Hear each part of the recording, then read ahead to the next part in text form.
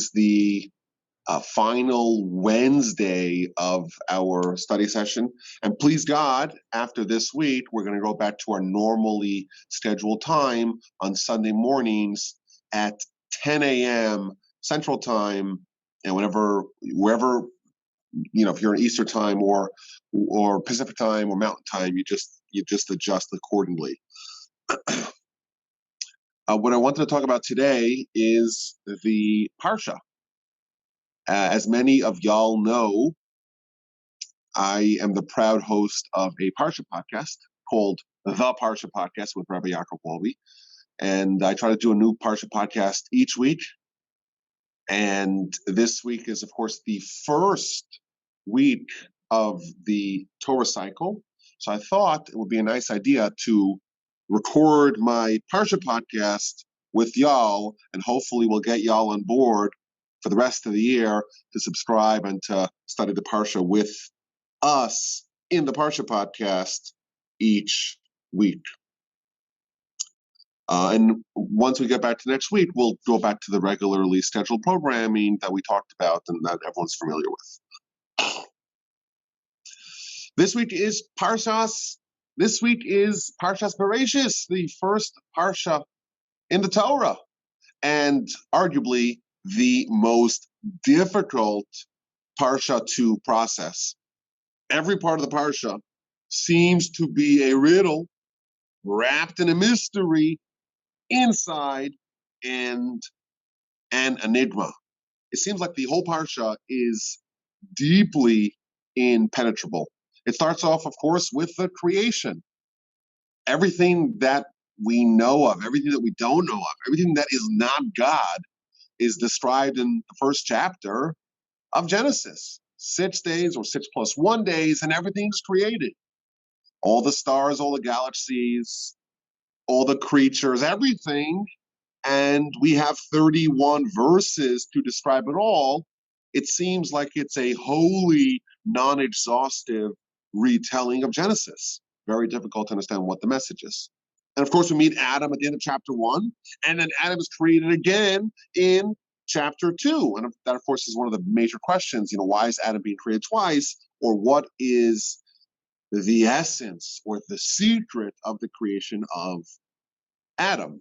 Adam is placed in this garden that is replete with all kinds of trees. It's got the tree of life. It's got the tree of knowledge, good and evil. And he's told, you are placed in this garden to guard it and to work. Of course, that is a mystery. What is actually going on? Eve is created. She is crafted as a partner for Adam. We have, of course, the wily serpent, and he's trying to cause them to sin. God tells Adam and Eve, you can eat from all the trees, but not from the tree of knowledge. They capitulate, they submit.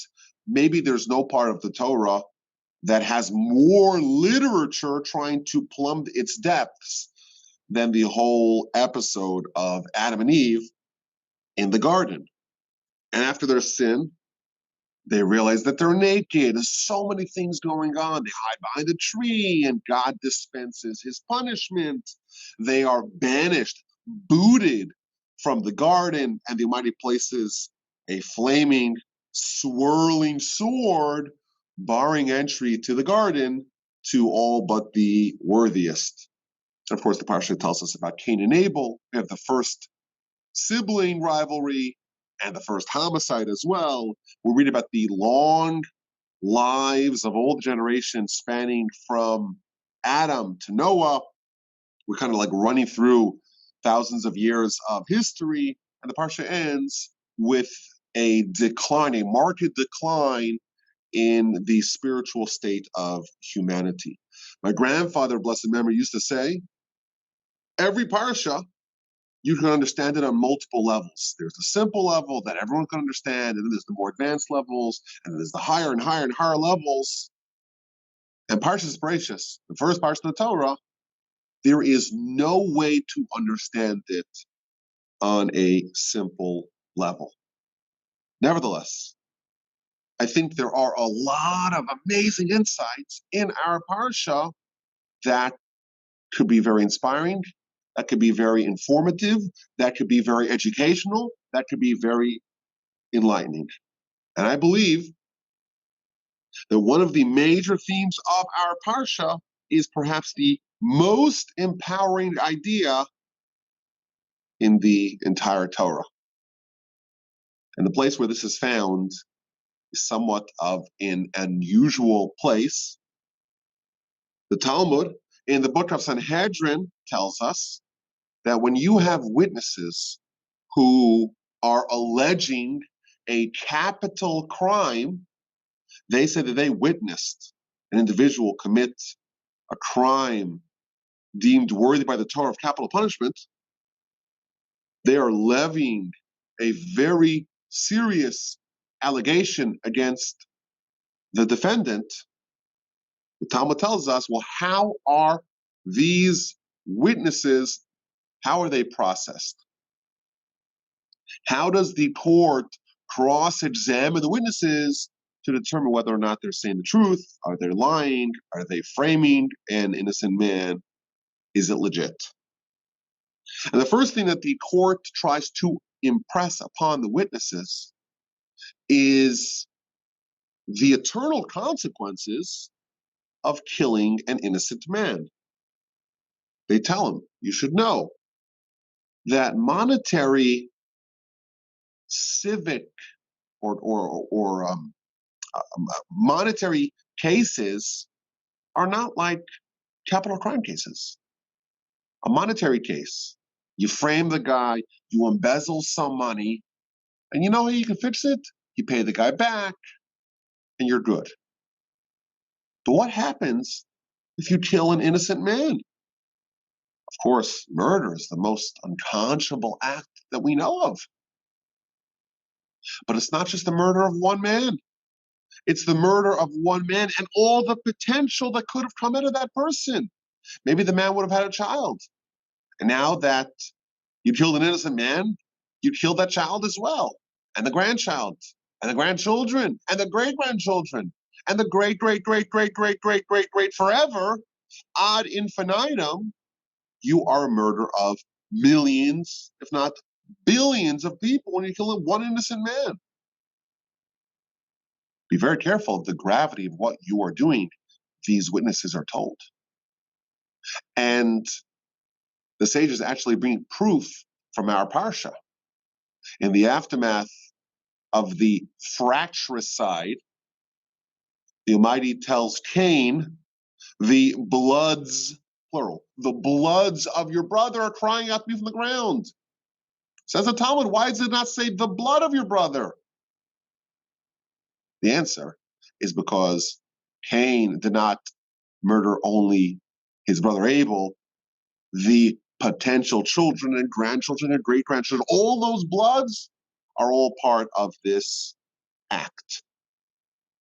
That's the first thing that the witnesses are told.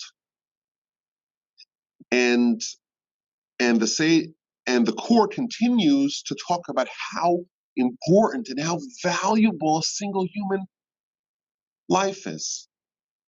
Adam was created, these witnesses are told, as one person. And that tells you that if you kill one person, it's as if you've destroyed the entire world.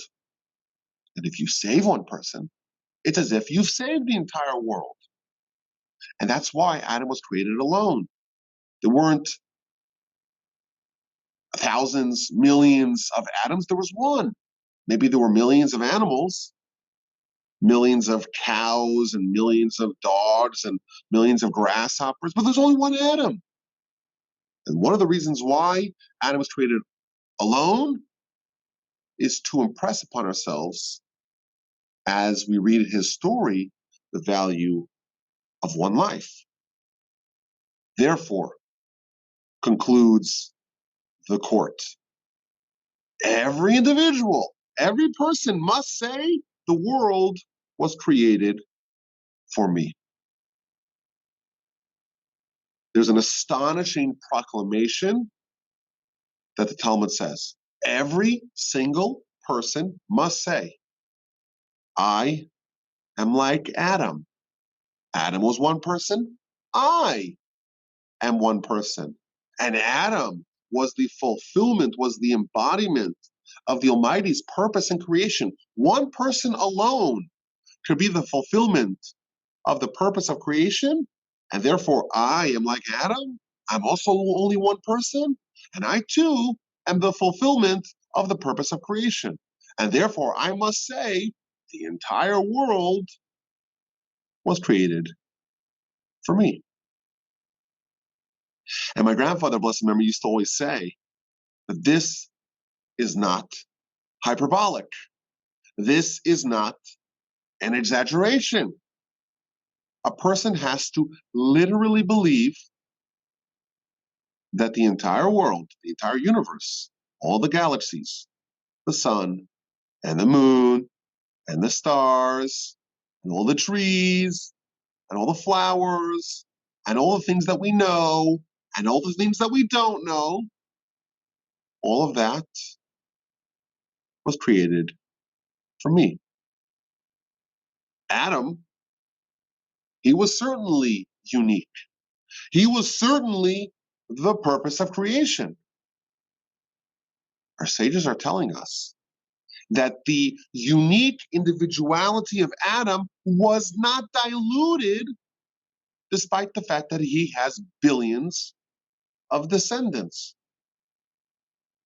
Each one of us are like Adam, our forebearer, in that, just like Adam, he was the ultimate purpose of all of creation, so too we, each one of us as an individual, are the ultimate purpose of all of creation. This is an astonishing idea. Every person you meet, you walk down the street, you see loads of people. You have your neighbor on the right side, your neighbor on the left side, and the person across the street. You have the people you went to school with, the children in the class, your own children, your parents, your co-workers and colleagues. Every single person must know that the world was created for them. And there's an obvious problem. We live in a world with 7+ billion people. Yet I, Yaakov Wolbe, must declare that the world, the entire world, was all created for me. Well, if the world created for me, then the purpose of the world has been fulfilled with me. And how could someone else say the world's created for them? If there's only one world, there can be only one purpose for that world. There's several answers to this question. Some suggest that there's not one world. There are 7+ billion concurrent worlds. The sun that I see, the angle that I have, the things that I encounter are my unique world. And every person is a unique player, a unique protagonist in their own world. The world, perhaps we could say, is a single player game. And you know what? We're not inclined to initially notice that. We have to learn this lesson. We have to absorb this teaching. Every person is a unique world unto their own. And the fact that we all happen to be geographically in the same place, geography is not the world. All of us just happen to coincide. All of our worlds happen to coincide in this Venn diagram, if you will, but each person has their own unique world. That's one way of framing the answer, and there's more to it. But I think there's another angle to this question. If the world was created for me, I'm like Adam, how could the world be created for you? How could you be like Adam as well? There's only one Adam. And perhaps the answer is Adam was the only person in the world. And Adam and Eve, of course, they're a team, they are a single spiritual unit. But how many people in history were like me, with my background, with my skill set, with my personality, with the way I look, with the way I speak? I've been told I have a great voice for radio and a great face for radio. Maybe it's good that I'm doing podcasting. I don't know if that's true. But everyone's unique. And it's just an astonishing thing that you can look at a person, and hopefully every person has a nose and eyes, and it's all the same shape, roughly. Yet there's billions and billions of them, and each one's unique. You could identify, just by looking at someone's face, who they are. It's an amazing thing. We all have our own fingerprints. We're all unique. And we're all a unique combination that was never seen before in history and will never be replicated in history. And therefore, me as an individual, I am Adam. Because of this version of humanity, there's only one. There's only me, I'm Adam. And you know what? You have your version of existence that's never been replicated. That's a once in history phenomenon. And in that sense, you are the Adam of that world.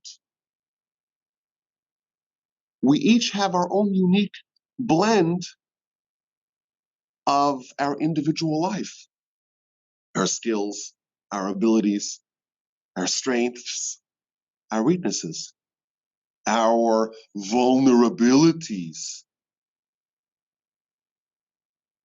But in addition, we each have our own mission. We each have our own responsibility of what the Almighty demands of us. The world has a purpose, and each person has their role to play, their mission to fulfill, their job to get done in this world, and no one else could do it. It's your job and your job alone. And the Almighty tailors your life and your abilities and all those characteristics of the things that make you, you, and you not someone else, that makes you unique. All that is handcrafted by the Almighty, hand-tailored by God to enable you to fulfill your mission. And what happens if you have witnesses that come and they want to tamper with it? They're trying to destroy the whole world, because the Almighty created the whole world and all the various people in it, and every person is part of this purpose. And if the person exists, there must be a reason for them to exist, and there must be a responsibility that is placed upon them, and only they could do what they must do. And therefore, we have to recognize the value, the supreme worth of every individual. It's almost as if the fate of the world hangs in the balance to be determined by that individual. We, I think, are raised, or we live in a world that doesn't give us this message. It's almost like the world is designed, or maybe the tension that exists in this world, or this particular question, is in this particular question. Am I going to live my life as an individual, as an Adam with a D, or am I going to be an Adam and with a T, maybe, just one of millions or billions of identical things? Which Adam will I be? Am I going to be an individual? Am I going to live my life as if there's never been anyone like me, and there's something once in history that's unique about me, that's unreplicated by anyone else? Am I going to be an individual, or am I going to be generic, cookie cutter, like everyone else? Go with the flow. Our sages tell us that there are three things that remove a person from the world. And the first on that list is envy. My grandfather, of blessed memory, used to say that the essence of envy is a person viewing his or herself as being generic and not unique. What's the tension? Am I an individual crafted by God and given all the things that I need to complete my mission? And the things that I don't need to complete my mission, I'm not given. Is my world and my life tailored by God, or is it all random? And if it's random, well, then I want to get as much stuff as possible. And therefore, I'm envious of this person and envious of that person. If you are a total one of one, if there's never been another person like you, and that is the handiwork of God, then certainly it doesn't make sense for you to be envious, because the Almighty gives you everything that you need to fulfill your mission. Our parsha, we read about Adam, and we're told that every person has to realize they are the Adam in their world. What an empowering idea. There's only been one of me. There's only been one of you. And that, of course, makes our life really valuable. There's something that I can do that no one else can. Of course, that brings great responsibility. There's something that I must do because no one else can. One person changes the trajectory of everything, because one person has all that power. Abraham, the perfect example of someone who realized that he's unique, that he's one of one. And therefore, one person can single-handedly change the trajectory of humanity. Moses, a one of one. He's unique. There's never going to be anyone like him. And he single-handedly brings Torah down from heaven. And what's the idea of Messiah? One person changing the entire world. I think it's so fitting that when we start the Torah, the first person we meet is Adam.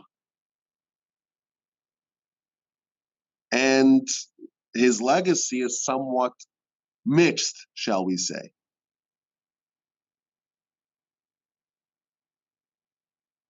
But there's something that he represents in an undeniable fashion. He is one person upon whom everything rests.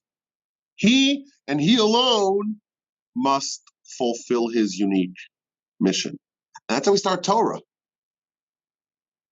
And people think, Torah, hey, it's a list of laws and responsibilities, and there's very little wiggle room or flexibility. It's very rigid. And the first person we meet is a unique one of one in history. What this is telling us, perhaps, that yes, of course, the laws of Torah are fixed and immutable and inflexible and really the same for each person. But Adam is showing us, and we're starting the Torah with a recognition that each individual has their own spiritual mission that they must discover and they must fulfill. Sages tell us that this really encompasses every area of our lives. Not only do we have a unique skill set, and we have a unique mission, and we have a unique set of abilities that is unrivaled by any other person in history. Each one of us have a superpower. Each one of us have a special combination of skills that no one else has. And if we discover that superpower, we're on our way to discovering who we really are and what we must fulfill and what we must accomplish. And we're on our way to becoming our Adam. And on the flip side, we all have our own unique vulnerabilities and challenges. Each one of us is a Superman with our own kryptonite, if you will. We each have our own Achilles heel. The Mishnah tells us that every person whose fear of sin precedes his wisdom will endure. And the great comment by the Maharal, and the great Maharal gives a fascinating commentary where he highlights or he notes that the Hebrew words are yirat chet-o, which means fear of his sin. It's not generic fear of sin, fear of his sin. And what he explains is that every person, because every person is unique, there's a unique area where a person is uniquely vulnerable. And part of becoming an Adam with a D, is being able to identify what's the particular area of life that I'm most vulnerable to. And if you identify that, you've identified both your vulnerability and your area of strength. Because the Yetzer Hara doesn't attack weaknesses, it attacks strengths. And therefore, specifically in the area where you are most vulnerable is the area where your greatest strengths lie. This is a wonderful way to start the Torah. Each one of us are in our own world. Each one of us are our own Adam. Each one of us have our own unique skill set in abilities and in vulnerabilities. And each one of us are responsible to become an individual. And every person is required to say, the world was created for me. There's something that I can do that no one else can. I think it's a very empowering, if a bit terrifying, insight. Now, something hit me today, something I've been working on for literally more than a decade. And that is that there are three very perplexing statements in Talmudic and Midrashic literature that don't make any sense, but are very similar.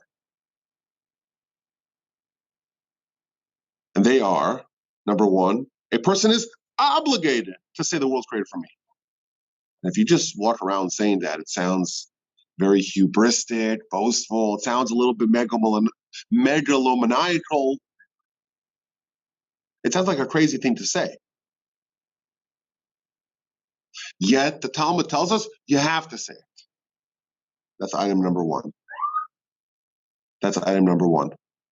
And then you have teaching number two, and this is found in the Mishnah. A person is obligated, the same words, you're obligated to view yourself like you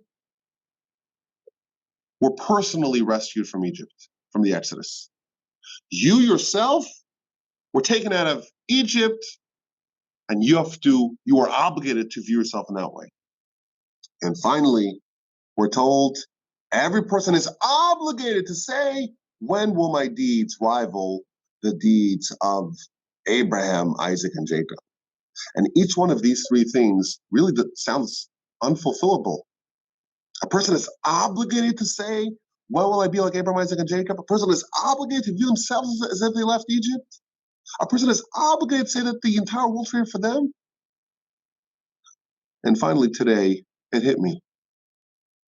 What these teachings are all saying is a person is obligated to know at a very bare minimum, you must emerge from life knowing that you are unique. The world was created for you because you're unique. You are the atom of your world. You have to view yourself like you escaped Egypt. Egypt, the bondage was about people not realizing that they were special. They didn't realize that they were unique. And finally, we have to aspire to be like Abraham, Isaac, and Jacob because they truly embody people who identified with their own individuality. You are Adam. There is no one who could do what you specifically can do. And you have to say, there is only a need for one person to change the entire world. And the question we often ask ourselves is, why can't that be me? Why can't I be the Adam, the Abraham, the Moses, the Messiah to change the world? What power, what responsibility, and what a way to begin the Torah. Now, I want to do a new segment in the Parsha podcast that's called A and Q, because everyone's familiar with the concept of Q&A, where the person who knows all the answers, the repository of all knowledge, will answer all your questions. But what I've found is that people oftentimes don't have so many questions. And maybe the lecturer the previous week actually gave you all the answers. So sometimes, I always say that the rabbi's favorite lecture to give is question and answers because you don't need to prepare. You just walk in with all the preparation you've done your entire life. But this year, I want to flip it on its head. This year, I want to introduce a new segment called A and Q, answers and questions, where I don't provide the answers, I provide the questions, and you, the audience of the Parsha podcast, are tasked with finding answers. And if you'd like, you could always email me your answers, rabbiwolbe@gmail.com. So here's the question for Parshas Bereishit.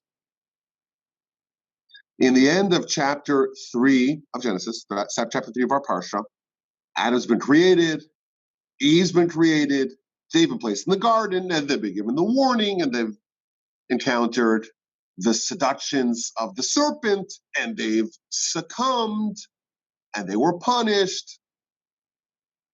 And the verse tells us that Hashem made leather garments to Adam and Eve, and he clothed them. So the Almighty is crafting leather garments. What that means is a discussion, but there's some garments. Is that skin or is that something else? It's a whole discussion. But the Almighty is making garments, leather garments, for Adam and Eve and clothing them. So there's a teaching in the Talmud in the book of Sota, page 14a. This is such a fitting teaching to talk about at the beginning and at the end of Torah. Because whenever we're at the bookends of Torah, it's valuable to ask the question, okay, well, what's this all about? So here's what the Talmud tells us. Torah, tchilasa, gemilas chasadim, Torah, its beginning is kindness, is acts of love and kindness. Visofa, and its end, its conclusion, is also acts of love and kindness. Explains the Talmud, the beginning of the Torah is where the Almighty makes leather garments for Adam and his wife, Adam and Eve, and he clothes them. The Almighty does kindness with humanity. And the end of Torah is also kindness, because the very last thing that happens to the Torah is the Almighty buries Moshe in the gorge, in the depression. Very end of Deuteronomy, very end of Devarim, chapter 34, Moshe dies, and who buries him? God buries him. And the commentaries explain, well, what's this Talmud telling us? What this Talmud is telling us is that if the Torah begins with one theme and it ends with that same theme, that's coming to indicate that that's the entirety of Torah.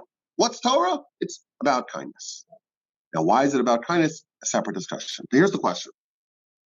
Here is the first A and Q segment of the 5th year of the Parsha podcast. The Torah begins with kindness. What example does the Talmud furnish to prove that the Torah begins with kindness? Chapter 3, verse 21, God makes for Adam and his wife leather garments, and he clothes them. And you know what? The Almighty providing clothing for Adam and Eve, that is an act of kindness. Hey guys. Are you live? Yeah. Oh, sorry. It's fine. We got visitors here. That is, of course, an act of kindness. Undeniably so. But here's the question. Why does the Talmud have to go to the end of chapter 3 to find an example of divine kindness? Aren't there ample earlier examples of godly kindness? Why? The creation of the world. Isn't that the ultimate act of divine kindness? In fact, Scripture tells us, Olam Chesed Yibana, the world was built with kindness. And that precedes Adam and Eve being clothed by God. And perhaps you may say, well, you know what? The Torah wants to find an example, or the Talmud wants to find an example of God doing kindness specifically with humanity. Well, even by that criteria, there's an earlier example. Adam is despondent. He is alone. He doesn't have a partner. And God says it's not good for man to be alone. Let me make him a helper. And of course, we know the story. The Almighty puts Adam into a deep slumber and takes out his rib and fashions Eve out of that. And when Adam wakes up from his surgery, he's so happy, he's overjoyed. This time it's bone for my bone, it's flesh for my flesh. I'm going to call this woman Isha Kimi Isha Lakacha. This is amazing. He is overjoyed to have a spouse. Isn't that an example of godly kindness? Adam's alone, Adam's lonely, Adam's despondent. And the Almighty remedies his loneliness by giving him a wife. That's kindness. Yet that doesn't seem to qualify. And when the Talmud tells us the Torah begins with kindness, you can only find an example from chapter 3, verse 21, that Adam and Eve are given leather garments by God and clothed by God. And that's the first example. The question is, why? Why do only these examples qualify, but not the earlier examples? Now, I'll tell you that I know at least 2 answers to this question. One answer I thought of myself, and one answer that one of my great antecedents, my great grandfather, wrote in one of his books. He wrote a second answer. The reason I'm calling it the second answer is because I only heard his question and his answer after I came up with my answer. But this is the challenge to the audience. A and Q, answers and questions. You bring me questions, I give you answers, but now I'm bringing you questions, and I want you to bring me answers. And the question is, again, the Talmud, in the book of Sota, on page 14a, tells us Torah begins and ends with kindness. The bookends of Torah are kindness. And the example that it brings to describe the end of the Torah is indeed the last thing that happens in the Torah. The very last event of the Torah, God buries Moses, an act of kindness. No question with that. but it begins with kindness, and the first example it could find is from the end of chapter 3 of Genesis. Why don't the earlier examples qualify? That's the challenge to you. And my email address is rabbiwolbe@gmail.com, and I look forward to hearing your answers. And maybe next week, if I get any great answers, maybe I'll share them. And if not, maybe I'll share my own answers, or maybe I'll keep you in suspense till year 6.